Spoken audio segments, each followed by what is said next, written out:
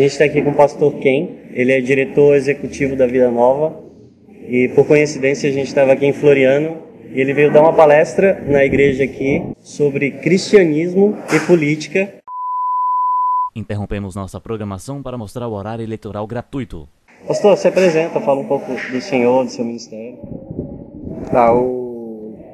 Sou norte-americano, missionário aqui no Brasil, cheguei aqui em 1988.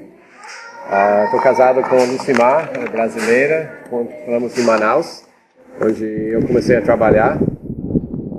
Nós temos 3 filhos, adolescentes jovens.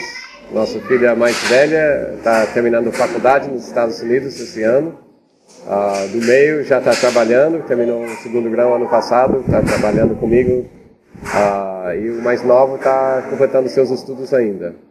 Nós moramos em São Paulo, trabalho principalmente com a editora Vida Nova. Para quem não conhece a editora, nós temos o propósito de promover bons materiais teológicos, tanto por escrito quanto por conferências, conteúdo teológico, para a edificação das igrejas e a preparação dos seus líderes. Meu povo e minha polva, eu tenho 1 minuto e 15 na TV para eu dizer a vocês que se eu ganhar, o que é que eu vou fazer. O senhor estava falando hoje de manhã sobre o papel do cristão e a política, né? E sobre a questão de nós sermos pessoas à espera do reino. O senhor usou uma expressão que a gente não está em banho-maria, só esperando. Queria que o senhor falasse um pouco sobre isso. Tem a ideia de, infelizmente, alguns cristãos que, uma vez salvo, tudo bem, eu estou salvo, então agora eu estou aguardando a vida eterna, glorioso futuro, não tem mais pecado, não vai ter mais lágrimas e choro. Então essa vida é só esperando na banho-maria até que chegar o futuro glória que Deus prometeu. Wake up! Hey!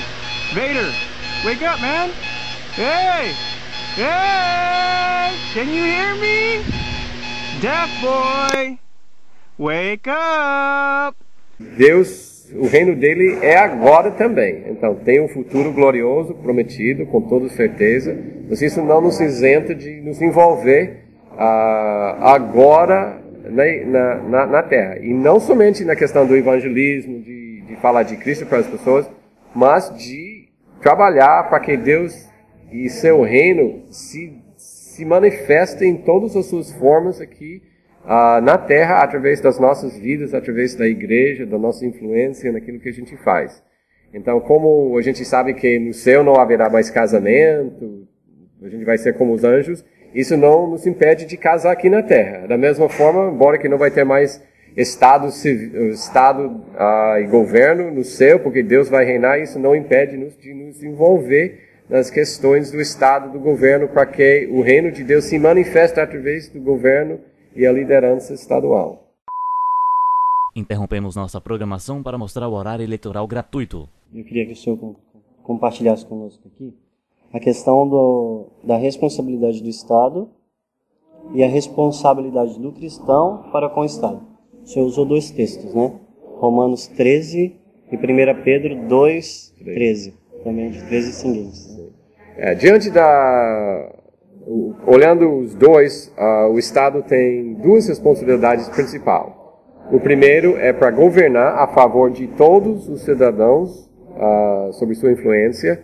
Então não é um governo que favorece uns, que favorece os políticos, que tem justiça para uns e não para os outros, mas que você estabelece algo que é bem para toda a sociedade e você administra o Estado para o bem de todos. Então isso é uma obrigação do Estado. Chega disso tudo que tá aí, tá na hora de eleger alguém que vai fazer tudo o que tem que ser feito. Minha luta é acabar com tudo isso que tá errado. Outra obrigação do Estado é entender que a sua autoridade vem de Deus e essa autoridade é administrada a favor daquilo que Deus promove. Então, a justiça de Deus, a moralidade de Deus, o poder de Deus, tudo isso deve ser administrado pelo Estado, sabendo que a sua autoridade vem de Deus para essa liderança, essa governança. A outra coisa que a gente viu em Romanos capítulo 13 foi a questão do Estado, ele tem o poder e a responsabilidade para conter o mal. Então ele tem que julgar aqueles que são os malfeitores e ele tem que promover aquilo que está correto, premiando aqueles que fazem o certo e castigando aqueles que fazem o errado. E até o texto mostra que o Estado tem até a autoridade para usar até a pena de morte para conter o mal. Cortem a cabeça! Preciso de um porco. Adoro barriga de porco para os meus pés cansados. Para de rir! Como cristãos, nós sabemos que o Estado não vai conseguir dominar o mal, porque só Deus, em Cristo Jesus, deu uma solução definitiva para o pecado, que é a raiz de todo o mal, e o Estado não tem como fazer isso. Isso é o trabalho da igreja. Mas o Estado, enquanto está feito de pessoas pecadores, então o Estado tem a responsabilidade de conter essa maldade, administrando a justiça e castigando os malfeitores. Quanto à nossa responsabilidade como cristãos, nós temos a responsabilidade de obedecer às autoridades, nós não podemos nos equivocar nesse ponto, e muitos de nós cristãos acham que nós estamos obedecendo, quando na realidade tem muita coisa que a gente não obedece. A gente não obedece sinalização de trânsito, não obedece leis de imposto, a gente sonega imposto, não declara toda a nossa renda, a gente não paga os direitos para as pessoas que trabalham conosco, e várias outras coisas que a gente faz, além de tentar equivocar em certas leis, com ligações políticas, pegando favores, trocando votos, dando voto para um para receber favores. A gente está envolvido em tudo isso e está errado. A Bíblia já condena isso, nós temos que obedecer às leis com todo vigor, porque o governo é colocado na sua posição por Deus. A outra coisa que eu não elaborei muito na palestra hoje é a questão de orar para os governantes, que nós temos essa obrigação de orar para aqueles que estão em poder, para que as nossas vidas sejam tranquilas e pacíficas e que a gente pode viver bem com as pessoas. Então, essas são as duas grandes obrigações nossas para com o Estado. Isso traz uma questão que a gente tem falado muito nos grupos universitários, que é a questão do Estado laico, né? Tem um pensamento e talvez até um receio quanto a essa posição, né, de um Estado laico, um Estado que traz essa liberdade. Porque parece que é meio contraditório, já que eu quero que todos sejam cristãos, como eu vou defender um Estado de liberdade? Se Deus não obrigou as pessoas a servir a Ele, mas deu a liberdade para escolher ou não, mesmo sabendo que haverá um castigo eterno, uma punição, um dia que você tem que ficar embaixo da justiça dele, Deus dá essa liberdade. Então nós devemos refletir esse mesmo valor de Deus na governança aqui na Terra. Então, a gente chama as pessoas para Cristo, isso é o trabalho da igreja, mas o governo ele tem essa responsabilidade de promover a liberdade para que todos possam tomar as suas decisões livremente, sabendo que um dia vão prestar contas diante de Deus. Então, talvez um ponto que eu não elaborei muito na palestra, que a ideia de muitos é que o governo basicamente é um grande órgão para redistribuir bens.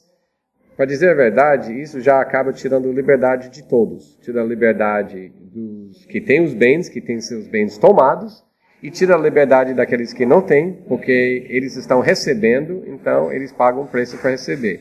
Então, em vez disso, o governo deve trabalhar para a liberdade de todos, para criar condições para que todos tenham acesso ao trabalho, tenham acesso para melhorias na vida, tenham acesso para as coisas.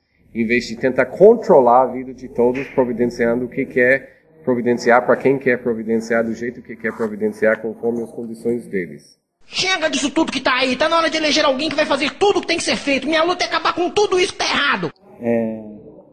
O cristão, ele deve se envolver com política, não só deve, mas será que é possível se envolver hoje dentro de uma política, sendo ele cristão?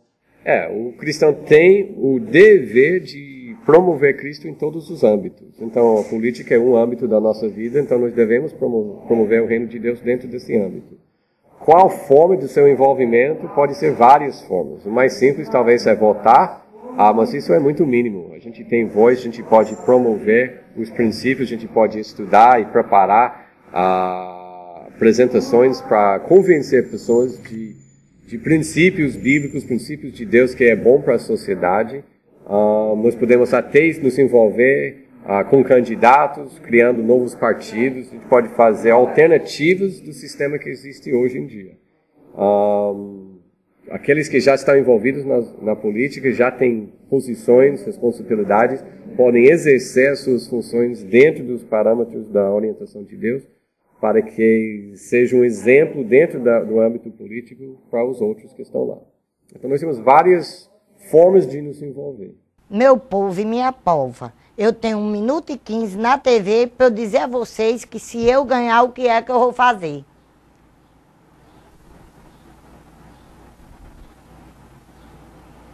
Nós, como cristãos, nós temos que sair da igreja, pesquisar, trabalhar e pensar, usar a capacidade que Deus nos deu para criar argumentos e interagir de uma forma que pode ser convincente em nossos argumentos.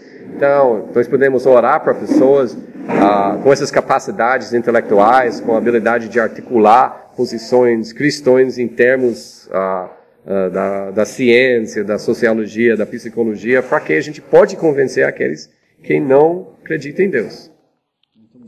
Uma última pergunta, pastor, foi feita também sobre mulheres no governo. É o que a Bíblia fala, né, sobre... A Bíblia não fala nada. Então, para posicionar contra a liderança feminina no governo, não tem um respaldo bíblico direto. Embora a Bíblia é claro que a liderança familiar é dada por Deus a autoridade para o homem, e na igreja também a liderança é masculina. Que bom. Eu queria que o senhor indicasse o seu livro preferido.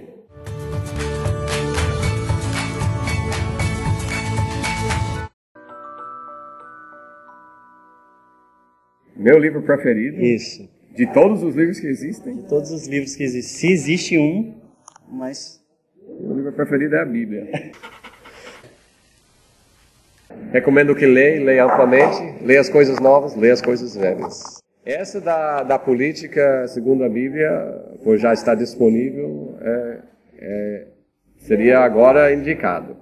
Eu gostei muito da Visões e Ilusões Políticas, só que esse livro é um pouco mais difícil, a leitura é mais acadêmico, mas eu acho que ajuda bastante a explorar algumas ideias ideológicas e suas falácias. E pessoalmente eu gostei muito da pobreza, porque para mim é um assunto que é muito querido ao meu coração. Então eu estou muito ansioso que a gente pode aplicar esses princípios aqui no Brasil. Quando sai no ano que vem, as pessoas começam a ler. Deixa eu tirar uma foto com a gente.